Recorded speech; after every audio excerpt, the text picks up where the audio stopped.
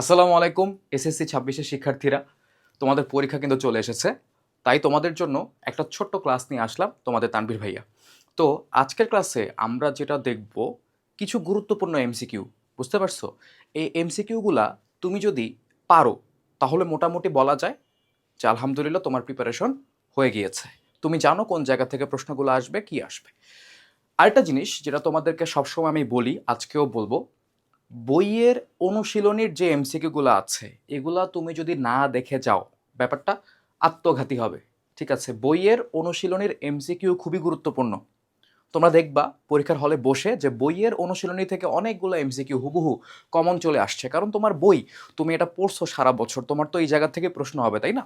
তো আমরা চলো কিছু গুরুত্বপূর্ণ প্রশ্ন দেখে নেই যেগুলো এই জায়গাতে আছে। এগুলো হচ্ছে সব স্কুলে আসে, তোমাদের টেস্ট পরীক্ষার প্রশ্ন থেকে নেওয়া হয়েছে। গত বছরে এসএসসি পরীক্ষা থেকে প্রশ্ন নেওয়া যাচ্ছে না, কারণ হচ্ছে ওইটার সাথে তোমাদের সিলেবাস পুরোপুরি মিলে না। তো চলো আমরা শুরু করি। আর এই জায়গাতে আমাদের কিন্তু সব মানে সিম্পল এমসিকিউ আসবে, এখানে কোনো অভিন্ন তথ্যভিত্তিক বহুপদী সমাপ্তিসূচক এগুলো আসে না। ওকে। ব্যঞ্জনবর্ণের কিছু সংক্ষিপ্ত রূপ অন্য ব্যঞ্জনবর্ণের নিচে অথবা ডান পাশে ঝুলে থাকে, সেগুলোকে কি বলে? আমরা জানি যে ব্যঞ্জনবর্ণের যেই তোমার অনুবর্ণগুলোর ভিতরে আমরা যে ফলা পড়েছি, ঠিক আছে? তো এই ফলাটা হইতেছে কি, তোমার এরকম বইয়ে ডিরেক্টলি দেওয়া আছে যে নিচে অথবা ডান পাশে হচ্ছে ঝুলে থাকে, বইয়ের লাইন থেকে ডিরেক্টলি প্রশ্ন হবে। ঠিক আছে, এটা আমি তোমাকে একদম গ্যারান্টি দিয়ে বলতে পারি, বইয়ের লাইন থেকে ডিরেক্টলি প্রশ্ন হবে, বাইরে থেকে কোনো প্রশ্ন হবে না। সৌরজগৎ থেকে কোনো প্রশ্ন তোমার জন্য নিয়ে আসা হবে না। তার মানে এখানে রাইট অ্যান্সার কি? এখানে রাইট অ্যান্সার হচ্ছে আমাদের ফলা। ফলা হবে এই জায়গাতে রাইট অ্যান্সার। ওকে, গেল। তারপরে কি আছে, এখানে উত্তর রাখি নাই, তোমরাও চেষ্টা করবো, আমিও বলবো। পশ্চাৎ স্বরধ্বনির বেলায় জিভ উঁচু বা নিচু হয়ে কোন স্বরধ্বনিগুলা উচ্চারিত হয়? আমি তোমাদেরকে বলছি, তোমরা হচ্ছে আমার যেই ভিডিওটা আছে, ক্লাসটা আছে 10 ঘন্টা 15 মিনিট, এটা যদি করে থাকো বা তোমরা এফআরবিতে আমার ক্লাস করছো বা একাডেমিক প্রোগ্রামে করছো, দেখবে সব জায়গাতে আমি এই জিনিসটা তোমাদেরকে বলছি যে এই যে একটা সিরিয়াল, ঠিক আছে, তারপর হচ্ছে তোমার এ এ, ঠিক আছে, তারপর হচ্ছে তোমার অ ও উ, আর মাঝখানে হচ্ছে এই সিরিয়ালটা তোমাদেরকে আমি বারবার মনে রাখতে বলেছি। এবং এই সিরিয়ালটা মনে রাখলে কিন্তু তোমার স্বর মানে স্বরধ্বনির যে উচ্চারণ সম্পর্কিত যত প্রশ্ন আছে সেগুলো কিন্তু তুমি এই জায়গা থেকে অ্যান্সার করতে পারবা। যেমন আমি তোমাদেরকে বলছিলাম কি, এটা হচ্ছে উচ্চ, উচ্চ মধ্য, নিম্ন মধ্য, নিম্ন, ঠিক আছে। তারপরে এই জায়গাতে আছে কি সংবৃত, অর্ধ সংবৃত, অর্ধবিবৃত, বিবৃত। আর এই যে এই তিনটা, এই যে এই একটা লাইন, এখানে আর এই যে 3 নাম্বার লাইন, এটা দিয়ে কি বোঝায়?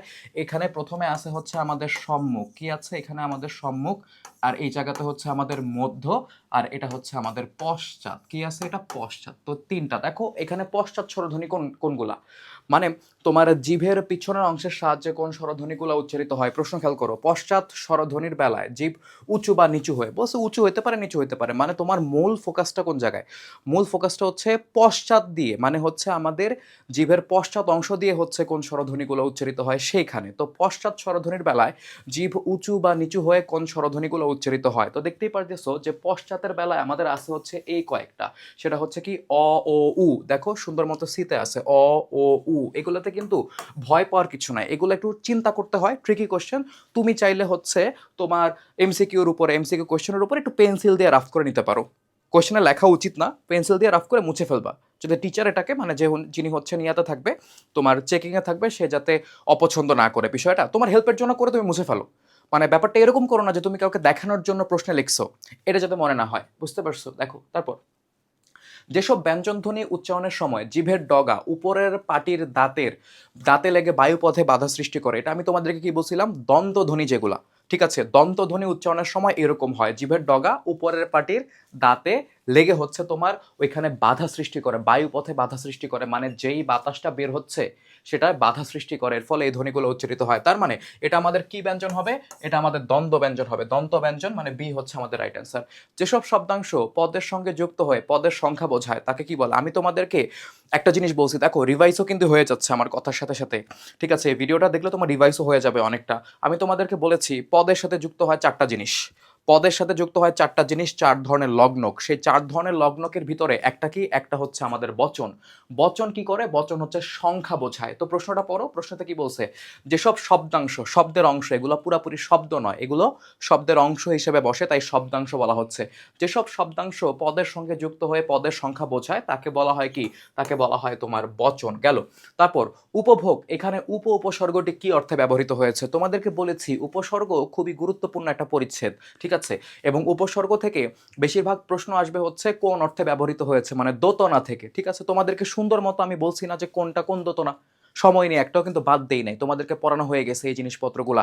এখনো যদি শেষ মুহূর্তে তোমাদের মনে হয় যে না ভাই এখন আমার বেসিক দুর্বল বা আমার কোনো জায়গায় কনফিউশন আছে, তোমরা এসিএস ফিউচার স্কুলের চ্যানেলে চলে যাও, গিয়ে দেখবা। তোমার যদি ওইটাও না হয়, তুমি বাংলা সেকেন্ড লেখে হচ্ছে, শুধু বাংলা সেকেন্ড ইংরেজিতে লেখো, লেখে ইউটিউবে সার্চ করো, দেখবা হচ্ছে ভাইয়ার ভিডিও চলে আসছে 10 ঘন্টা 15 মিনিটের। ওইখানে তোমার টাইম স্ট্যাম্প করে দেওয়া আছে, কোনটা কোন পরিচ্ছেদ, দেখবা চ্যাপ্টার 1 2 3 এরকম করে হচ্ছে ভাগ করা আছে। তুমি তোমার যেই পরিচ্ছেদের সমস্যা ভাইয়া, ওইটা তুমি ভিডিওটা কম সময় থাকলেও মানে 1.5x 2x যেরকম ভাবে তোমার যেই স্পিডে দেখতে সুবিধা হয় তুমি দেখে ফেলো। কিন্তু কোনো পরিচ্ছেদ না পড়ে, আই রিকোয়েস্ট, কোনো পরিচ্ছেদ না পড়ে তোমরা হচ্ছে পরীক্ষার হলে যেও না, একটু কষ্ট করো, এই কয়েকটা দিন দেখবা পরীক্ষা ভালো হবে। দেখো, তো উপভোগ, এখানে উপসর্গটি কোন অর্থে ব্যবহৃত হয়েছে? এটা হচ্ছে দেখবা লেখা আছে সম্যক অর্থে ব্যবহৃত হয়েছে। কি অর্থে? সম্যক অর্থে ব্যবহৃত হয়েছে। নৈপুণ্য অর্থে প্রত্যয়বাচক শব্দ কোনটা? আমরা জানি আমাদের প্রত্যয়ের একদম শেষের দিকে, দেখবা প্রত্যয় চ্যাপ্টারটার একদম শেষের দিকে হচ্ছে কতগুলো এক্সাম্পল দেওয়া আছে, ঠিক আছে? চোর থেকে চোরা, ঢাকা থেকে ঢাকাই, এরকম।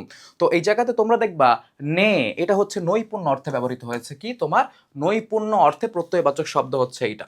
তারপর অলুক তৎপুরুষ সমাসের উদাহরণ কোনটা? আমরা তোমাকে বলেছি অলুক সমাস হচ্ছে সেই সমাসগুলা যেখানে তোমার বিভক্তি লোপ পায় না। কি লোপ পায় না? বিভক্তি লোপ পায় না, মানে পূর্বপদ এবং পরপদে যদি কোনো বিভক্তি যুক্ত থাকে তাহলে সেটা কি হয়? সেটা লোপ পায় না, মানে ভ্যানিশ হয়ে যায় না। তার মানে এই জায়গাতে যদি আমরা খেয়াল করি, দেখো এখানে গরুর গাড়ি তোমরা দেখবা হচ্ছে বইয়ের এক্সাম্পল, এটা কিন্তু বইয়ের বাইরে থেকে না, তোমাদেরকে আমি বলি যে বইয়ের বাইরে থেকে কোনো প্রশ্ন হবে না। তো গরুর গাড়ি, খেয়াল করে দেখো এই জায়গাতে গরু, ঠিক আছে? গরু শব্দটার সাথে র বিভক্তি যুক্ত ছিল, ঠিক আছে? আমরা জানি র এর ইত্যাদি কোন বিভক্তি? ষষ্ঠী বিভক্তি। এই বিভক্তিগুলা যুক্ত ছিল, এটা কি লোপ পেয়েছে? গরুর গাড়ি ব্যাসবাক্য থেকে সমস্ত পদ গরুর গাড়ি আমরা পাইছি, তার মানে বিভক্তি লোপ পায় না। এটা একটা তৎপুরুষ সমাস এবং অলোক তৎপুরুষ সমাস। সমাস কিন্তু গুরুত্বপূর্ণ, তোমাদের এখনো লাগবে, এইচএসসিতেও লাগবে, অ্যাডমিশনও লাগবে। হাসপাতাল কোন ভাষার শব্দ? আমি বলছি যে শব্দের শ্রেণী, এটা থেকে অনেকগুলো প্রশ্ন হতে পারে, ঠিক আছে? শব্দের শ্রেণী, তো শব্দের শ্রেণী থেকে তোমরা দেখবা যে ইংরেজি শব্দের ভিতরে হাসপাতাল শব্দটা আছে। হসপিটাল থেকে বাংলা আমরা হাসপাতাল বলি, তার মানে এটা কোন শব্দ? এগুলো হচ্ছে আমাদের ইংরেজি শব্দ। তারপর দেখো কি আছে, ক্রিয়া বিশেষণের উদাহরণ নয় কোনটি? আচ্ছা, এই জায়গাতে তোমরা প্রশ্নতে একটা সমস্যা দেখবা, ক্রিয়া বিশেষণ না, এটা হবে আসলে তোমার ক্রিয়া বিশেষ্য। কি হবে? এটা হবে তোমার হচ্ছে ক্রিয়া বিশেষ্য হবে। তো প্রশ্নটা হবে হচ্ছে ক্রিয়া বিশেষ্যর উদাহরণ নয় কোনটি? তোমরা খেয়াল করে দেখবা করানো, শয়ন, ভোজন, এই যে শয়ন ভোজন করানো, এগুলা সবগুলাই হচ্ছে কি? এগুলা সবগুলাই হচ্ছে তোমার ক্রিয়া বিশেষ্য। তার মধ্যে শুধুমাত্র এই যে ধৈর্য যেটা আছে, ধৈর্যটা হচ্ছে গুণবাচক বিশেষ্য। তার মানে প্রশ্নটা যদি এরকম হতো যে ক্রিয়া বিশেষ্যর উদাহরণ নয় কোনটি, বইয়ের প্রশ্ন, তাহলে তোমরা বলবা ধৈর্য, কারণ ধৈর্য হচ্ছে আমাদের গুণবাচক বিশেষ্য। দুই পক্ষের সহযোগিতা বা নির্ভরতা, বইটা ভালো মতো পড়তে হবে।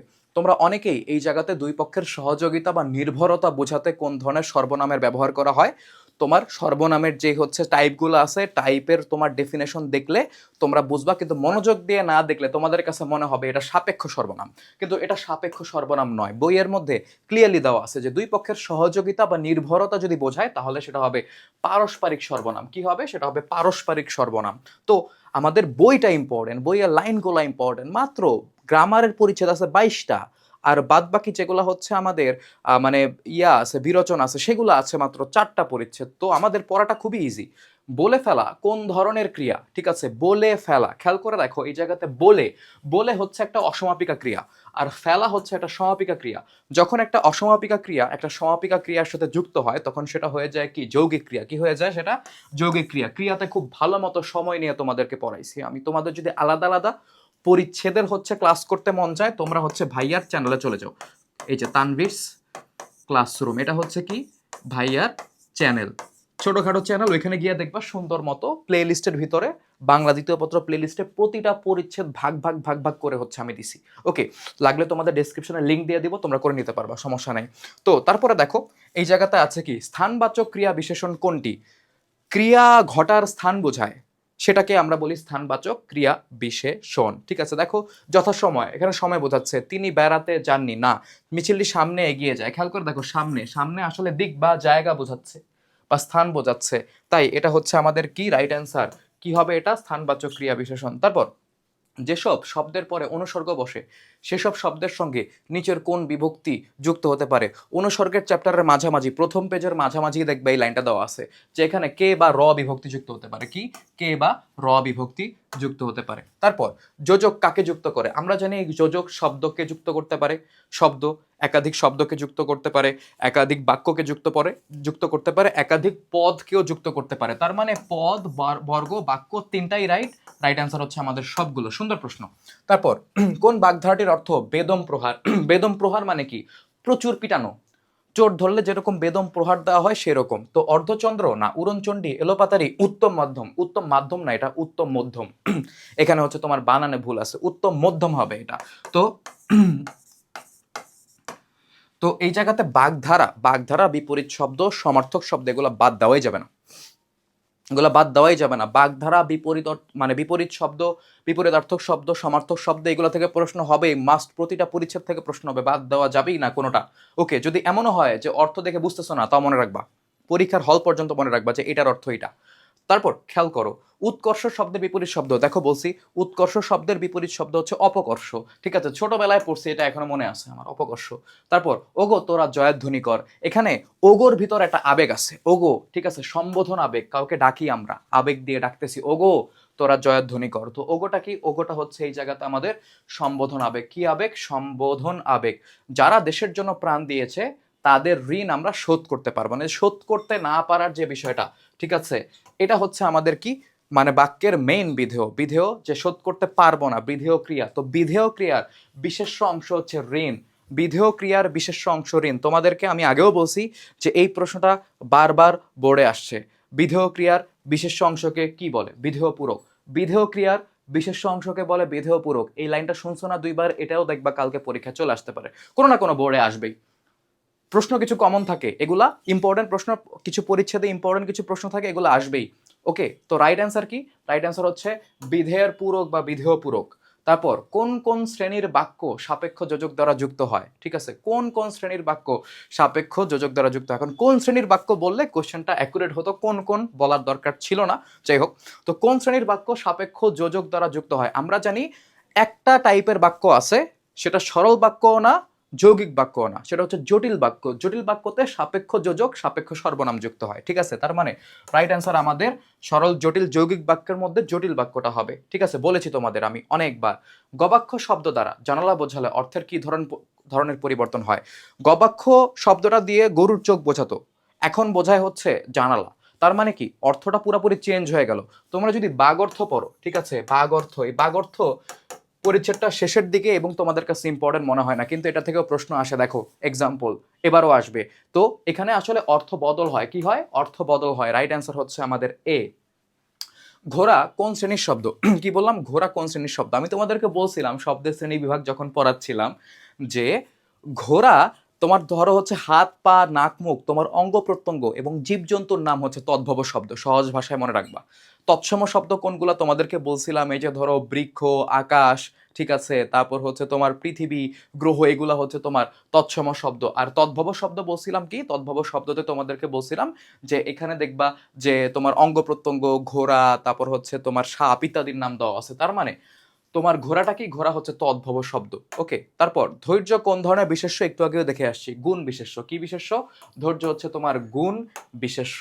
পার্শ্বিক ব্যঞ্জন ধ্বনির উদাহরণ কোনটা? আমরা জানি পার্শ্বিক ব্যঞ্জন ধ্বনি একটাই, পার্শ্বিক ব্যঞ্জন ধ্বনি একটাই, সেটা হচ্ছে ল। পার্শ্বিক ব্যঞ্জন ধ্বনি কোনটা? পার্শ্বিক ব্যঞ্জন ধ্বনি একটা, সেটা হচ্ছে আমাদের ল।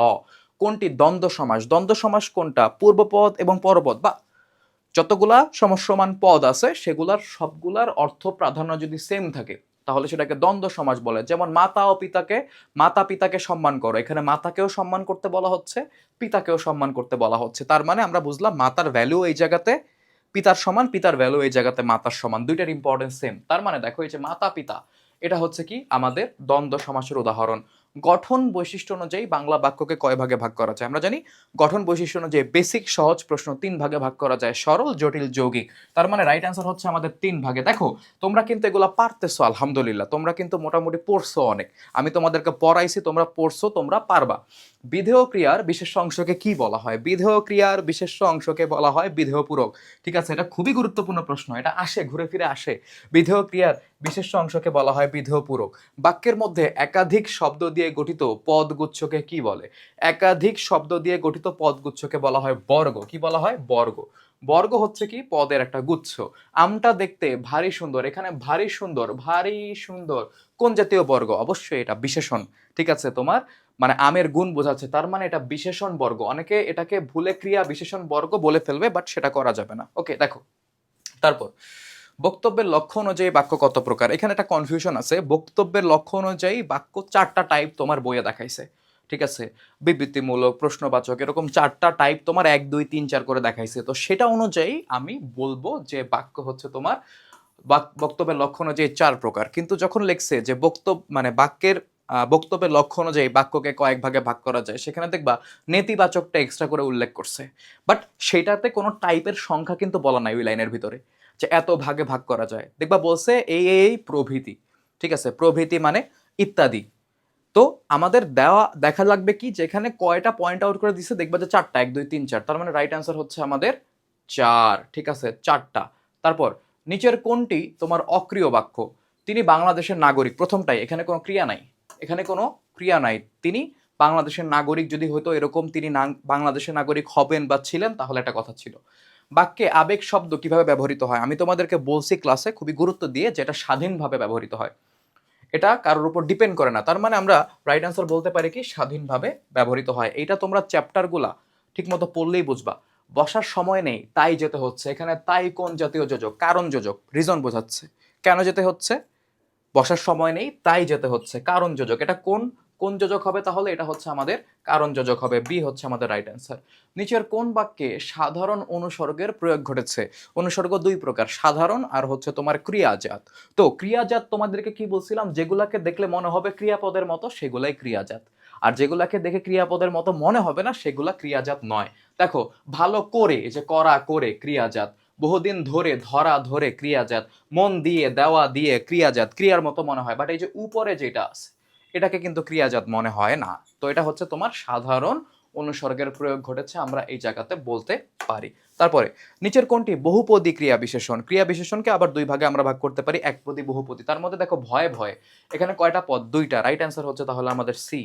কর্তা অন্যকে দিয়ে কাজ করা বোঝালে তাকে কি বলে? অন্যকে দিয়ে কাজ করালে সেটাকে বলা হয় প্রযোজক ক্রিয়া। কি বলা হয়? প্রযোজক ক্রিয়া। কি বলা হয়? প্রযোজক ক্রিয়া। সি হচ্ছে আমাদের এই জায়গাতে রাইট অ্যান্সার। তারপর নিচের কোনটি আত্মবাচক সর্বনাম? নিজে, স্বয়ং ইত্যাদি হচ্ছে কি আমাদের আত্মবাচক সর্বনাম। এখানে কোনটা পাইছি আমরা? সি, স্বয়ং হচ্ছে তাহলে আমাদের আত্মবাচক সর্বনাম। খুব ভালো খবর বাক্যে খুব কোন জাতীয় বিশেষণ? দেখো খুব হচ্ছে একটা বিশেষণ, ভালো আরেকটা বিশেষণ। তো এই ভালোটা খবরকে বিশেষিত করতেছে। কেমন খবর? ভালো খবর। আর কেমন ভালো? খুব ভালো। তার মানে এই খুবটা আরেকটা বিশেষণকে বিশেষিত করতেছে। তার মানে আমরা বলতে পারি খুব হচ্ছে ভাববাচক বিশেষণ। ভাববাচক বিশেষণ কি করে? আরেকটা বিশেষণকে বিশেষিত করে। তারপরে উৎস বিবেচনায় বাংলা শব্দ ভান্ডার কয় প্রকার? আমরা জানি 4 প্রকার, তৎসম, তদ্ভব, দেশি, বিদেশি। এই 4 প্রকার হচ্ছে কি উৎস বিবেচনায় আমাদের সব মানে বাংলার শব্দ ভান্ডারকে 4 ভাগে ভাগ করা যায়। নিচের কোনটি পর্তুগিজ ভাষার শব্দ? পর্তুগিজ শব্দ কোনগুলো? আমরা জানি চশমা, এটা হচ্ছে তোমার ফার্সি শব্দ। দোকান, বালতি, দারোগা, দারোগা হচ্ছে মানে টার্কিশ শব্দ। এই জায়গায় বালতি, পাদ্রির হাতের বালতি থেকে চাবিটা নিলকে রোনালদো, ক্লাসের মধ্যে পড়াইছি। যদি না জানো তার মানে ক্লাস করো নাই তুমি আগে আমার। ওকে, তো বালতি হচ্ছে আমাদের পর্তুগিজ শব্দ। এটা কেন বললাম? কারণ আমার ক্লাস করলে এই জিনিসপত্রগুলো সহজে তোমাদের মনে থাকতো, মুখস্থ করা লাগতো না, এবং আমি খুব ছন্দ দিয়ে, কাহিনী দিয়ে তোমাদেরকে জিনিসপত্রগুলো বুঝাইছিলাম। তো তারপর দেখো শশব্যস্ত কোন সমাসের উদাহরণ? শশের মতো ব্যস্ত। ঠিক আছে, শশের মতো ব্যস্ত। এখন শশের সাথে তুলনা করতেছে এই জায়গাতে, কাকে তুলনা করতেছে বলা নাই, তাইলে এই জায়গায় শশের সাথে তুলনা করতেছে। শশ হচ্ছে আমাদের উপমান এবং ব্যস্ত হচ্ছে আমাদের কি গুণবাচক শব্দ। তো উপমানবাচক পদের সাথে যখন গুণবাচক শব্দের সমাস হয়, আজকে বেসিক বোঝানোর সময় না, ওইটা অনেক ক্লাস আছে, তাহলে সেটাকে বলা হয় উপমান কর্মধারয় সমাস। তার মানে রাইট অ্যান্সার হচ্ছে আমাদের কি হবে, রাইট অ্যান্সার হবে হচ্ছে বি। চলো এবার আমরা পরেরটা দেখি। পরে কি বলছে দেখো, 41 নম্বরে, পূর্বপদ এবং পরপদ উভয় পদের অর্থের প্রাধান্য থাকে কোন সমাসে? আমরা জানি এটা একমাত্র দ্বন্দ্ব সমাসেই থাকে, তার মানে এখানে আমাদের রাইট অ্যান্সার হবে কি দ্বন্দ্ব সমাস বি। তারপরে ইতর থেকে ইতরামি, এখানে কি অর্থে প্রত্যয় ব্যবহার হয়েছে? ওই যে দেখো নৈপুণ্য অর্থে কোন জায়গায় প্রত্যয় ব্যবহার হয়েছে, সেম টাইপেরই প্রশ্ন। মানে প্রত্যয়ের যে চ্যাপ্টারটার শেষের দিকে অনুশীলনী ঠিক হওয়ার মানে অনুশীলনী শুরু হওয়ার ঠিক আগে দেখবা এটা দেওয়া আছে, ঠিক আছে, কয়েকটা জিনিসের উদাহরণ দেওয়া আছে। তো এটা হচ্ছে কি তোমার মানে ইতর থেকে ইতরামি, এটা আসলে তোমার আদর অর্থেও না, সদৃশ অর্থেও না, এটা হচ্ছে তোমার ভাব অর্থে, ঠিক আছে, কি অর্থে, তোমার ভাব অর্থে হচ্ছে ব্যবহৃত হয়েছে। তারপর ইতরের ভাব, পরাবাস্তব শব্দে পরা উপসর্গটা, এখানে দেখো পরাবাস্তব শব্দে পরা উপসর্গটা যুক্ত হয়েছে। তো এই উপসর্গটা কি অর্থে ব্যবহৃত হয়েছে? পরা বাস্তব, এটা হচ্ছে আমাদের অতিশয় অর্থে ব্যবহৃত হয়েছে। কি অতিশয় অর্থে? তোমরা যদি উপসর্গের পার্টটা দেখো, ওইখানে কোন উপসর্গটা কোন অর্থে ব্যবহৃত হয়েছে এটা কিন্তু সুন্দর করে দেওয়া আছে। তারপর যেসব শব্দাংশ পদের সাথে যুক্ত হলে বক্তব্য জোরালো হয়, আমরা জানি যে পদের সাথে টোটাল 4 ধরনের লগ্নক যুক্ত হয়, তার মধ্যে একটা হচ্ছে বলক। বলক কিসের জন্য যুক্ত হয়? তোমার ওইটা যুক্ত হলে আসলে বক্তব্যটা জোরালো হয়, মানে আমরা ইম্পর্টেন্স দিয়ে, গুরুত্ব দিয়ে কোন একটা জিনিস বলার জন্য বলক ব্যবহার করি। তার মানে রাইট অ্যান্সার এই জায়গাতে কি, রাইট অ্যান্সার এই জায়গাতে হচ্ছে আমাদের বি। তারপর নিচের কোনটিতে এ বর্ণের স্বাভাবিক উচ্চারণ হয়নি? দেখো এর উচ্চারণ যদি এ এর মতো হয় তাহলে সেটা স্বাভাবিক, যেমন খেয়াল করো দেশ, দ এশ দেশ, ঠিক আছে। তারপর দেখো একটি এর মতো, এলো এর মতো, কিন্তু তোমরা খেয়াল করো একটা, এখানে কিন্তু উচ্চারণটা এর মতো হয়, এই যে দেখো এর মতো হচ্ছে তোমার উচ্চারণ হয় একটা, তার মানে এখানে এর স্বাভাবিক উচ্চারণ হয়নি, আমাদের বি হচ্ছে রাইট অ্যান্সার। কোনটি তাড়িত ব্যঞ্জন? পার্শ্বিক ব্যঞ্জনের মতো আমরা জানি তাড়িত ব্যঞ্জনও এক, মানে তোমার হচ্ছে কয়েকটা আছে, পার্শ্বিক ব্যঞ্জন একটা, তাড়িত ব্যঞ্জন হচ্ছে আমাদের দুইটা, এটা হচ্ছে ডয় শূন্য র, একটা হচ্ছে ঢয় শূন্য র, তার মানে এই জায়গাতে আমাদের রাইট অ্যান্সার হচ্ছে বি। তারপর বাংলা ভাষায় অর্ধস্বরধ্বনি কয়টা? আমরা পড়ছি বাংলা ভাষায় অর্ধস্বরধ্বনি কয়টা আছে? 4টা আছে, তার মানে রাইট অ্যান্সার হচ্ছে এখানে সেগুলো কিন্তু বেসিক এমসিকিউ প্রশ্ন, একদম বই থেকে আসা। মৌলিক ব্যঞ্জন ধ্বনি কোনটি? ঠিক আছে, মৌলিক ব্যঞ্জন ধ্বনি কয়টা? দেখো এই জায়গাতে কিন্তু কনফিউশন ক্রিয়েট করার জন্য অপশনের প্রথমে 7 দেওয়া আছে। মৌলিক স্বরধ্বনি 7টা, কয়টা? মৌলিক স্বরধ্বনি হচ্ছে 7টা, কিন্তু মৌলিক ব্যঞ্জন ধ্বনি হচ্ছে তোমার কয়টা? 30টা। মৌলিক ব্যঞ্জন ধ্বনি 30টা, আর ব্যঞ্জন বর্ণ আছে হচ্ছে তোমার 39টা। কোনটি পৃথিবী এর প্রতিশব্দ নয়? খেয়াল করে দেখো, প্রতিশব্দ মানে সমার্থক শব্দ, এইটা বাগধারা বিপরীতার্থক শব্দ, এগুলো মাস্ট পড়তে হবে, নাহলে হবে না। দেখো তো বসুমতী পৃথিবী বোঝায়, মহি পৃথিবী বোঝায়, ক্ষিতি পৃথিবী বোঝায়, কিন্তু অদ্রি, অদ্রি মানে হচ্ছে পাহাড় পর্বত, অদ্রি মানে হচ্ছে পাহাড় পর্বত, রাইট অ্যান্সার হচ্ছে আমাদের এই জায়গাতে বি। অসমাপিকা ক্রিয়ার সাথে সমাপিকা ক্রিয়া যদি যুক্ত হয় তাহলে কোন ক্রিয়া তৈরি করে? আমরা জানি গঠন অনুযায়ী ক্রিয়াপদকে কয়টা ভাগে ভাগ করা যায়, সেখানে অসমাপিকা ক্রিয়ার সাথে সমাপিকা ক্রিয়া যদি যুক্ত, মানে সমাপিকা ক্রিয়ার সাথে যদি অসমাপিকা ক্রিয়া যুক্ত হয় তাহলে যৌগিক ক্রিয়া গঠন করে। কোনটা? যৌগিক ক্রিয়া গঠন করে, রাইট অ্যান্সার হচ্ছে আমাদের ডি। তারপর আমি কি যাব, এখানে কি কোন ধরনের ক্রিয়া বিশেষণ? ক্লাসে তোমাদেরকে খুব সুন্দর করে বলছি যে কি যে বানাতো, কি যে বানাতো, এটা হচ্ছে পদানু ক্রিয়া বিশেষণ, এই জায়গাতে পদানু লেখা না, এখানে পদান্যই আছে। তো রাইট অ্যান্সার হচ্ছে এই জায়গাতে আমাদের কি, এ হচ্ছে রাইট অ্যান্সার। কোন বাক্যে সাধারণ অনুসর্গের ব্যবহার হয়েছে? দেখো সেম টাইপের প্রশ্ন, তো তোমরা প্রশ্নের টাইপটা কিন্তু বুঝে যাচ্ছ। তোমাদের যেটা একদম কনফিউশন থাকে যে ভাই কোন টাইপের প্রশ্ন আসবে বুঝতেছি না, দেখো প্রশ্নের টাইপ কিন্তু বুঝে যাচ্ছ। দেখো বলতেছে কি সাধারণ অনুসর্গ আছে কোন জায়গাতে, দেখো দিয়ে ক্রিয়াজাত অনুসর্গ, ঠিক আছে, ধরে ক্রিয়াজাত অনুসর্গ, করে ক্রিয়াজাত অনুসর্গ, কিন্তু দ্বারা যখন আমরা বলতেছি তখন সেটা সাধারণ অনুসর্গ হয়ে যায়। রাইট অ্যান্সার কি? রাইট অ্যান্সার হচ্ছে আমাদের ডি, ডি হচ্ছে রাইট অ্যান্সার। তারপর যত পড়ছি ততই নতুন করে জানছি, বাক্যটিতে কোন যোজক নির্দেশ করছে? দেখো যত তত, যত তত এটা হচ্ছে যোজক। কি যোজক? যত তত এই টাইপের যোজক হচ্ছে সাপেক্ষ যোজক। কোন ধরনের যোজক? সাপেক্ষ যোজকে হচ্ছে আমরা এগুলা পাই। রাইট অ্যান্সার হচ্ছে সি। কোনটি সঠিক? খেয়াল করো, বাপরে বাপ বিস্ময় আবেগ, এটা কি বিস্ময় আবেগ? না, ঠিক আছে। আরে বিস্ময় আবেগ, সাবাস সিদ্ধান্ত আবেগ, ঠিক আছে, ওগো অলংকার আবেগ, কোনটা হবে? দেখো বাপরে বাপ বিস্ময় আবেগ না, এটা হচ্ছে আরে তুমি কখন আসলা, এটা হচ্ছে বিস্ময় আবেগ। চারে তুমি কখন আসলা মানে অবাক হইছো যে কিরে কি হইলো এটা, তো এটা কি? এটা হচ্ছে আমাদের বিস্ময় আবেগ, রাইট অ্যান্সার। তারপর খেয়াল করো, বাক্যের বিধেয় অংশের ক্রিয়া প্রায় ক্ষেত্রে কি তৈরি করে? আমরা জানি বিধেয় অংশের ক্রিয়া প্রায় ক্ষেত্রেই হচ্ছে ক্রিয়া বর্গ তৈরি করে। কি তৈরি করে? ক্রিয়া বর্গ তৈরি করে। এটা হচ্ছে আমাদের বর্গতে আলোচনা করা আছে। প্রতিটা পরিচ্ছেদ থেকে প্রশ্ন হবে, বারবার বলতেছি, প্রতিটা পরিচ্ছেদ থেকে প্রশ্ন হবে, কোনো পরিচ্ছেদ বাদ দিতে পারবে না। কপট ব্যক্তি, কপট ব্যক্তি মানে হচ্ছে হিপোক্রিট, মুখে একটা মনে একটা করে আরেকটা। তো কপট ব্যক্তি অর্থে কোন বাগধারা ব্যবহৃত হয়েছে? আপনার বর্ণ লুকায় যে বর্ণচোরা, ভিজা বিড়াল, তালকানা, তীর্থের কাক না। তো তীর্থের কাক হচ্ছে সুযোগ সন্ধানী ব্যক্তি আর কি, এক কথায়। ভিজে বিড়াল, এই ভিজা বিড়াল দিয়ে হচ্ছে তোমার কপট ব্যক্তি বা হিপোক্রিট যারা, ওকে, তাদেরকে বোঝায়। একসময় মৃগ শব্দ দ্বারা কি বোঝানো হয়েছে? এই যে তোমাদেরকে বলছি যে প্রতিটা পরিচ্ছেদ থেকে প্রশ্ন হবে, দেখো এটা হচ্ছে বাগ অর্থ থেকে প্রশ্ন হয়েছে, তো বাগ অর্থ বাদ দেওয়া যাবে না, পরিচ্ছেদ যেটা আছে বাদ দেওয়া যাবে না। তো মৃগ দিয়ে একসময় সমগ্র পশু পাখিকে মানে সমগ্র প্রাণীকুলকে বোঝানো হতো, ঠিক আছে। দেখো সকল পশু আর কি, প্রাণীকুল না বলি পশুই বলি, রাইট অ্যান্সার হচ্ছে আমাদের ডি। আর এখন মৃগ বলতে হরিণ বোঝায় শুধুমাত্র। তারপর খেয়াল করো, ব্যঞ্জন বর্ণের বিকল্প রূপের নাম কি? দেখো আমি তোমাদেরকে বলছি ক্লাসে যে ব্যঞ্জন বর্ণের বিকল্প রূপ একটা হচ্ছে স্বর বর্ণের সংক্ষিপ্ত রূপকে কার বলে, আর ব্যঞ্জন বর্ণের বিকল্প রূপকে বলা হয় কি? ব্যঞ্জন বর্ণের বিকল্প রূপকে বলা হয় অনুবর্ণ। কি বলা হয়? অনুবর্ণ। বাংলা স্বরবর্ণের উপরে চন্দ্রবিন্দু কখন ব্যবহার করা হয় বলো তো? আমি তোমাদেরকে বলছি চন্দ্রবিন্দু ব্যবহার করা হয় অনুনাসিকতা বোঝাতে। কি বোঝাতে? অনুনাসিকতা বোঝাতে।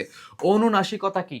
যখন হচ্ছে তোমার কোমল তালু নিচে নেমে আসে, তখন কোন একটা ধ্বনি উচ্চারণ করার সময় বাতাস মুখ দিয়েও বের হয়, নাক দিয়েও বের হয়, তখন অনুনাসিকতা হয়, অনুনাসিক উচ্চারণ হয়। তারপর কণ্ঠনালীয় ব্যঞ্জন ধ্বনি উচ্চারণে গৌণ বাক প্রত্যঙ্গ কোনটা? কণ্ঠনালীয় ব্যঞ্জন ধ্বনি উচ্চারণে গৌণ বাক প্রত্যঙ্গ কোনটা? এটা দেখবে একদম বক্স করে দেওয়া আছে না, যে এই ব্যঞ্জন এই ব্যঞ্জন এই ব্যঞ্জন এই ব্যঞ্জন, এক মুখ্য বাক প্রত্যঙ্গ, গৌণ বাক প্রত্যঙ্গ। এটা হচ্ছে কি বর্ণ মানে তোমার হচ্ছে প্রথম দিকের পরিচ্ছেদগুলো তোমরা ভালো মতো যদি পড়ো তাইলে হচ্ছে পেয়ে যাবা, ঠিক আছে।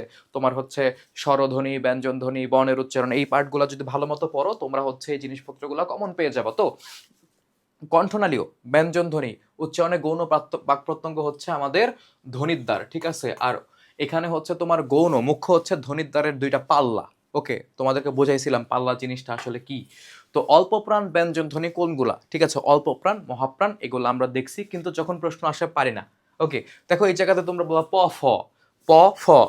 সিম্পলি তোমরা একটা জিনিস খেয়াল করে দেখো, এই জায়গাতে হচ্ছে টিস্যু আছে, আমি যদি বলি যে প প ফ, প ফ, প ফ, বাতাস বেশি বের হয় কোনটাতে? ফ বলতে গিয়ে। ফ কি অল্প প্রাণ? না, ফ হচ্ছে মহাপ্রাণ। কিন্তু যদি বলি প ব, প ব, প ব, প ফ, দেখছো? তো তার মানে রাইট অ্যান্সার কি আমাদের? প ব। কিন্তু ফ ড ফ, ফ হচ্ছে মহাপ্রাণ, ব ড, ঠিক আছে। এই জায়গাতে তোমার খেয়াল করে দেখো প আর ব একসাথে যেটা আছে সেটাকে আমরা বলতে পারি কি? সেটাকে বলতে পারি হচ্ছে তোমার মানে অল্প প্রাণ ধ্বনি। তো তারপরে কি আছে দেখো, অল্পপ্রাণ ব্যঞ্জন ধ্বনির উদাহরণ কোনগুলা গেল? শ্রমিক শব্দের উচ্চারণ কোনটা? শ্রমিক, শ্রো, শ্রো, দন্তস্ব এস এর মতো উচ্চারণ হয়, যে দেখো শ্রো, ময়ূরের মি, কতে নিচেটা হসন্ত দিব কারণ এখানে প্রেশার দিই। শ্রমিক, শ্রমিক না, শ্রমিক না। তো এই জায়গাটা দেখো শ্রমিক, রাইট অ্যান্সার কি? ডি হচ্ছে আমাদের রাইট অ্যান্সার। তারপর নিচের কোন শব্দে সম্পূর্ণ অর্থে উপসর্গ ব্যবহৃত হয়েছে? মানে এই যে দোতনা থেকে প্রশ্ন আসে, দেখো কোন অর্থে উপসর্গ ব্যবহৃত হয়েছে, বা এই উপসর্গটা কোন অর্থে ব্যবহৃত হয়েছে। এই প্রশ্নটা একটু কঠিন, তোমাকে ডিরেক্টলি শব্দ থেকে বুঝতে হবে যে সম্পূর্ণ অর্থে ব্যবহৃত হয়েছে কোনটা। দেখো পরাজয়, পরাবাস্তব, পরিত্যাগ, পরিপন্থী। খেয়াল করে দেখো এই জায়গাতে পরিত্যাগ যেই হচ্ছে শব্দটা আছে, এই জায়গাতে পরি উপসর্গটা যুক্ত হওয়ার পরে অর্থটা কিরকম হয়েছে? যদি বলা হয়তো ত্যাগ, তার মানে ছেড়ে চলে আসা।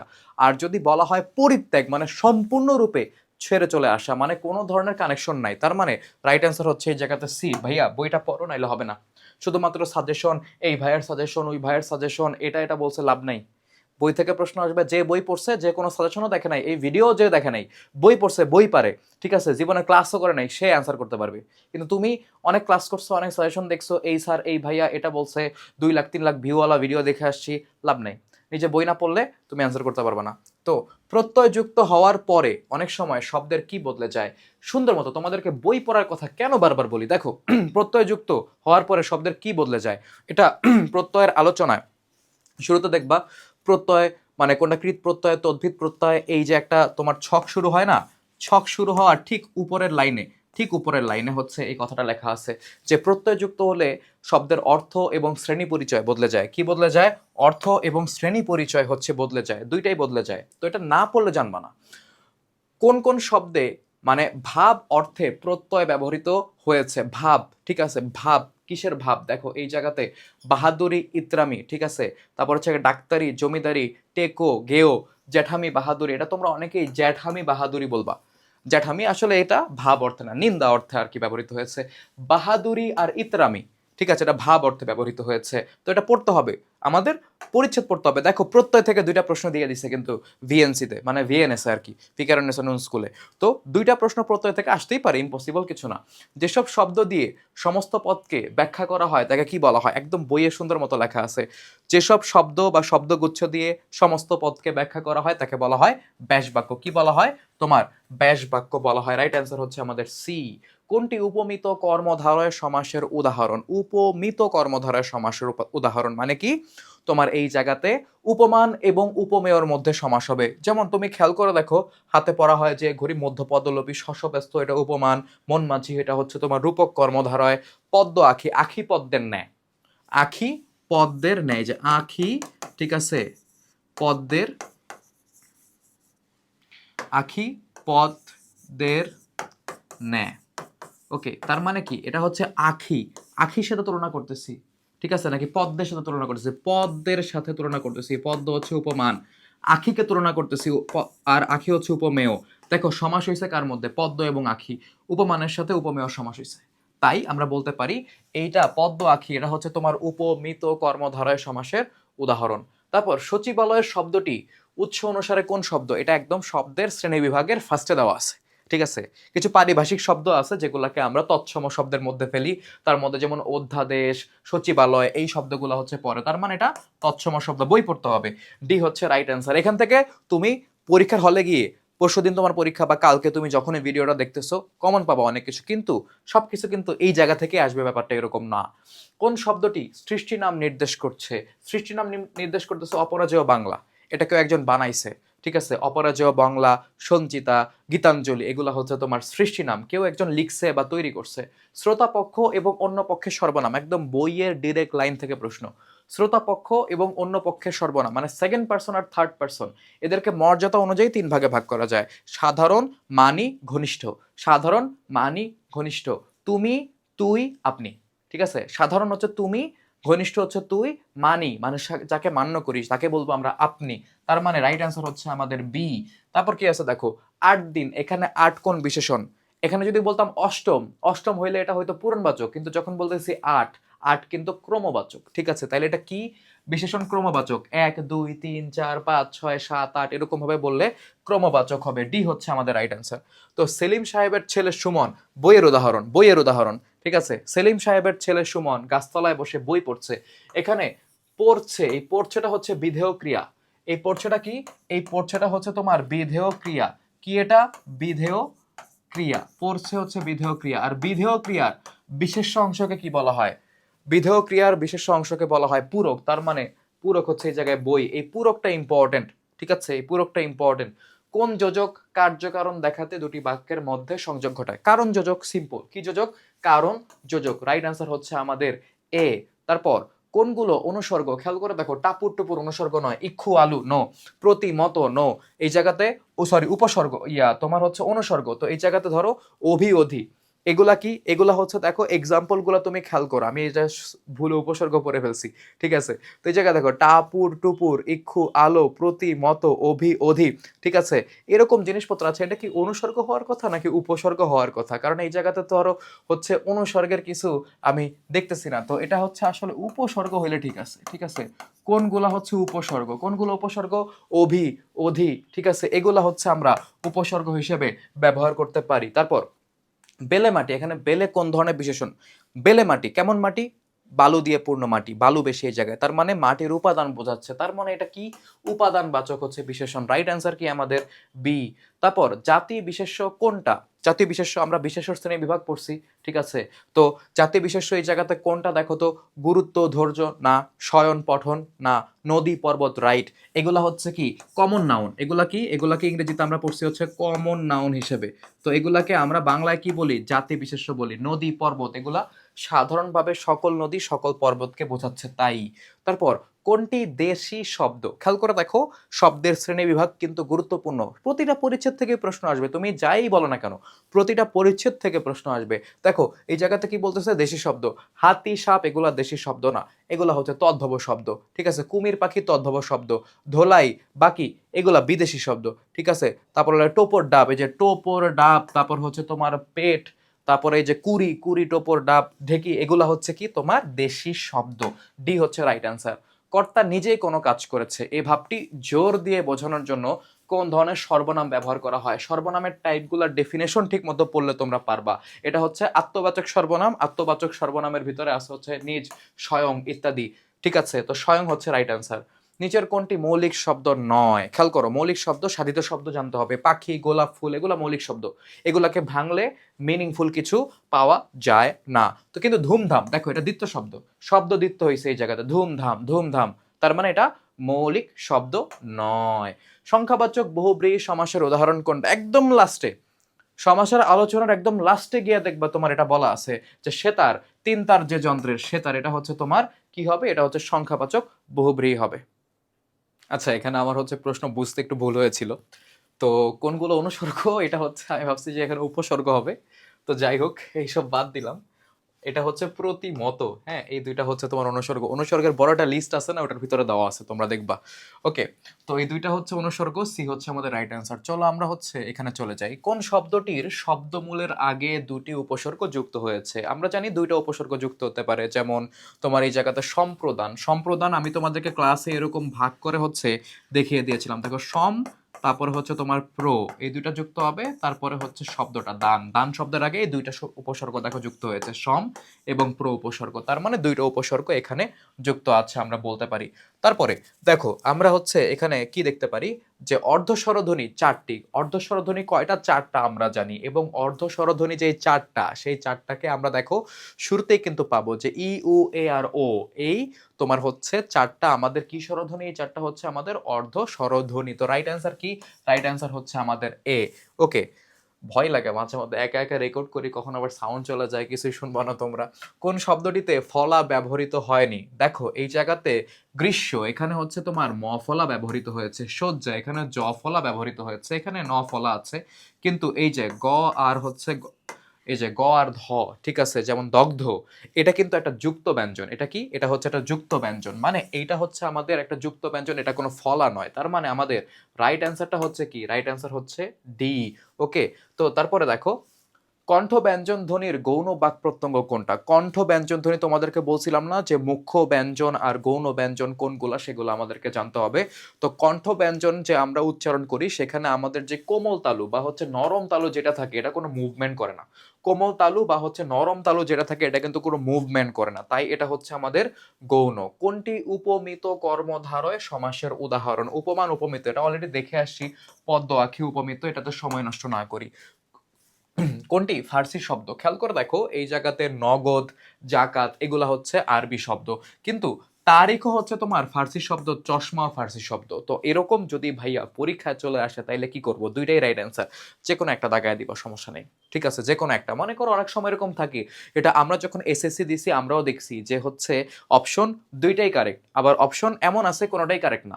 তো আমাদের টিচাররা বলতো যদি এমন হয় যে কোনোটাই কারেক্ট না, তাহলে যে কোনো একটা দাগায় দিবা, খালি রাখবা না। আর যদি এরকম হয় যে দুইটা কারেক্ট, দুইটার মধ্যে যে কোনো একটা দাগায় দিবা। হতেই পারে এরকম দুইটাই কারেক্ট, যেমন তারিখ, চশমা দুইটাই হচ্ছে ফার্সি শব্দ। তো রাইট অ্যান্সার যে কোনো একটা হবে, দুইটার যে কোনো একটা দিলে হবে। গবাক্ষ শব্দটির ব্যুৎপত্তিগত অর্থ জানি কি ছিল? গরুর চোখ। এটার ব্যুৎপত্তিগত অর্থ মানে মেইন যে অর্থটা যেটা ছিল, সেটা হচ্ছে তোমার গরুর চোখ। পরে এটা জানালা হয়ে গেছে, যাই হোক। লাউ শব্দের মধ্যে কোন স্বরধ্বনি আছে? আমরা জানি লাউ, আ উ, ঠিক আছে, এই যে আউ, লাউ, ল, আ উ, ঠিক আছে, এই দুইটা হচ্ছে তোমার স্বরধ্বনি আছে, আ এবং উ, সি হচ্ছে রাইট অ্যান্সার।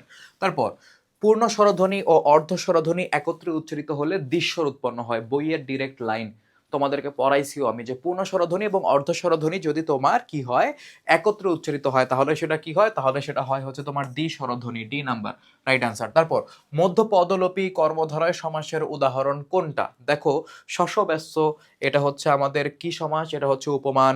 মন মাঝি, এটা হচ্ছে কি? এটা হচ্ছে আমাদের রূপক কর্মধারয় সমাস। চন্দ্রমুখ, ঠিক আছে, এটা হচ্ছে উপমিত কর্মধারয় সমাস। ঘরে আশ্রিত জামাই, এখানে আশ্রিত বা মধ্যপদ যেটা, এটা লোপ পেয়ে যায়, তাই এটা হচ্ছে তোমার মধ্যপদলোপী কর্মধারয় সমাস। যে সমাসে পূর্বপদ বা পরপদ কোনোটির অর্থ না বুঝিয়ে অন্য কিছু বোঝায় সেটাকে বহুব্রীহি সমাস বলে। ডেফিনেশনে আছে প্রথম লাইন। মানে যা দেখলাম সমাসের কোশ্চেন যেগুলো দেয় স্কুলে, এগুলো খুবই সহজ, এগুলো টাফ কিছুই না। তারপর দেখো সমঝোতা, কোন দেশি শব্দ আমরা জানি, সমঝোতা পানি, ঠিক আছে, এগুলা কি, এগুলা হচ্ছে তোমার হিন্দি শব্দ। সমঝোতা বাংলায় বলি না, আমরা হিন্দিতে বলি যে চলো হাম সমঝোতা কর লেতে হ্যাঁ, ওকে।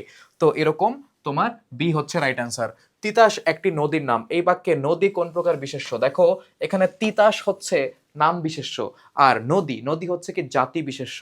নদী বলতে সকল নদীকেই বোঝানো হচ্ছে, নির্দিষ্ট একটা নদীর নাম যদি বোঝায় সেটা হয়ে যাবে নাম বিশেষ্য, আর নদী বলতে সকল নদীকে বোঝায়, তাই সেটা হয়ে যায় তোমার কি বিশেষ্য, জাতি বিশেষ্য, বা যেটাকে আমরা কমন নাউন বলি সেটা। যে সর্বনাম নৈকট্য বা দূরত্ব নির্দেশ করে তাকে বলা হয় তোমার নির্দেশক সর্বনাম। যে সর্বনাম নৈকট্য বা দূরত্ব নির্দেশ করে সেটাকে আমরা কি বলি, সেটাকে আমরা বলি হচ্ছে নির্দেশক সর্বনাম। একদম সর্বনামের ভিতরে আছে নীল আকাশ, সবুজ মাঠ, কালো মেঘ। দেখো নীল, সবুজ, কালো দিয়ে আসলে কোনো কিছু রং বা কালার বোঝানো হচ্ছে, মানে বর্ণ বোঝাচ্ছে। যেই তোমার হচ্ছে সর্বনাম দিয়ে কোনো কিছু রং বা কালার বোঝায় সেটাকে বলা হয় বর্ণবাচক সর্বনাম। কি সর্বনাম, বর্ণবাচক তোমার হচ্ছে সর্বনাম বলা হয়। তারপর গঠন বিবেচনায় ক্রিয়া কত প্রকার, গঠন বিবেচনায় আমরা ক্রিয়াকে 5 ভাগে ভাগ করি। কয় ভাগে, 5 ভাগে ভাগ করি। এটা একদম বেসিক নলেজ, ক্রিয়াপদের যে চ্যাপ্টার, এটা রিডিং পড়লো, যদি তুমি রিডিংও পড়ো না বুঝেও তাও তুমি এটা পারবা। দেখো নিচের কোনটিতে ক্রিয়াজাত অনুসর্গের প্রয়োগ ঘটেছে, দেখো এই টাইপের কোশ্চেন কিন্তু আমরা আগে আরো 2টা দেখে আসছি। দেখো এমন কাজ তোমার দ্বারা হবে না, এটা ক্রিয়াজাত নয়। কার কাছে গেলে জানা যাবে, কাছে, এটা কি তোমার ক্রিয়াপদের মতো লাগতেছে, দেখো সবার সামনে থাকবে না, এটাও ক্রিয়াপদের মতো লাগছে না। তুমি আসবে বলে, এই যে বলে বলা, এটা এটা হচ্ছে ক্রিয়াপদের মতো লাগতেছে এই অনুসর্গটাকে, তাই এটা হচ্ছে তোমার ক্রিয়াজাত অনুসর্গ। ওকে, কোন ধরনের, যে কোশ্চেনটা আবার খেয়াল করো কি বলছে, যে কোনটি ক্রিয়াজাত অনুসর্গ, আমরা কিন্তু দাগালাম। তারপর কোন ধরনের যোজক একে অন্যের পরিপূরক হয়ে বাক্যে ব্যবহৃত হয়, একে অন্যের পরিপূরক মানে কি, একে অন্যকে কমপ্লিট করে, সেটা আমরা জানি যে সাপেক্ষ যোজক এরকম একে অপরের পরিপূরক হিসেবে কাজ করে। তারপর দেখো বেশ তবে যাওয়াই হোক, ঠিক আছে, এই বাক্যে কোন ধরনের আবেগ প্রকাশিত হয়েছে, বেশ, এটা দিয়ে আসলে তুমি অ্যাগ্রি করতেছো যে ওকে ফাইন আমি অ্যাগ্রি করতেছি, যাওয়া যায়। তো এটা হচ্ছে সিদ্ধান্ত আবেগ। কিরকম আবেগ, এটা হচ্ছে সিদ্ধান্ত আবেগ। দেখো 100 নম্বর কোশ্চেনে চলে আসছি, এটা কিন্তু ধরো আমাদের 100টা এমসিকিউ প্র্যাকটিস হয়ে গেল। দেখবা এই এমসিকিউ টাইপগুলোর ভিতরেই, এই যে এতক্ষণ যে ভাইয়ার সাথে সময়টা দিয়ে তোমরা ছিলা, এটাতে তোমার লাভ কি হয়েছে, এমসিকিউর ব্যাপারে তোমার একটা নার্ভাসনেস কেটে গেছে। হ্যাঁ, তোমার কাছে এখন মনে হওয়া শুরু করছে যে না, আমি পরীক্ষার হলে গিয়ে এই এমসিকিউ গুলাকেই পাবো, ঘুরে ফিরে এই টাইপের জিনিসপত্রগুলোকেই পাবো, বইয়ের জিনিসপত্রগুলোকেই পাবো। তো তুমি হচ্ছে একটা কনফিডেন্স পাবে এবং তোমার কাছে জিনিসপত্র ইজি লাগবে, বুঝতে পারছো। দেখো তারপর মেঘ গর্জন করলে ময়ূর নৃত্য করে, খেয়াল করে দেখো এখানে কিন্তু কোনো ধরনের মানে যোজক নাই, কি আছে, যোজক নাই, কি আছে না, তোমার হচ্ছে যোজক এই জায়গাতে নেই। তার মানে কি, এটা তোমার জটিল, মানে তোমার যৌগিক বাক্য হবে না, ঠিক আছে। তারপরে তোমার সাপেক্ষ, তোমার হচ্ছে যোজক বা সাপেক্ষ অব্যয় কিন্তু এই জায়গাতে নাই, সাপেক্ষ যোজক সাপেক্ষ অব্যয় নাই, তার মানে এটা তোমার যৌগিক বাক্য হবে না, সরি জটিল বাক্য হবে না। যদি জটিল বাক্য হতে হয় তাহলে সাপেক্ষ যোজক বা সাপেক্ষ সর্বনাম থাকা লাগবে, সরি। আর হচ্ছে তোমার যদি সরল জটিল যৌগিক বাক্য হতে হয়, ঠিক আছে, এই 3টা নামে আমার এখনো কনফিউজড লাগে, ঠিক আছে, আমি জটিল আর যৌগিকে গোলায় ফেলে, এই জন্য দেখবে সিরিয়ালি বলে বলে বলে সরল জটিল যৌগিক। যদি যৌগিক হতে হয় তাহলে এটা তোমার কি থাকা লাগবে, মাঝখানে যোজক থাকতে হবে বা কোনো জ্যোতি চিহ্ন থাকতে হবে, এটা বাদ দিই। চলো দেখি, মেঘ গর্জন করলে ময়ূর নৃত্য করে, এই যে করে, এটা হচ্ছে একটা সমাপিকা ক্রিয়া, এটা কি ক্রিয়া, এটা হচ্ছে তোমার একটা সমাপিকা হচ্ছে ক্রিয়া এইটা। আর মেঘ গর্জন করলে, এটা করলে হচ্ছে একটা অসমাপিকা ক্রিয়া। যেই বাক্যে একটা মাত্র সমাপিকা ক্রিয়া থাকে সেটাকে কি বলে, সেটাকে বলা সরল বাক্য। তার মানে এটা কি হবে, এটা হবে তোমার সরল বাক্য। খুবই সিম্পল, মানে এক্সাম্পল দেখে ভয় পাওয়ার কিছু নাই।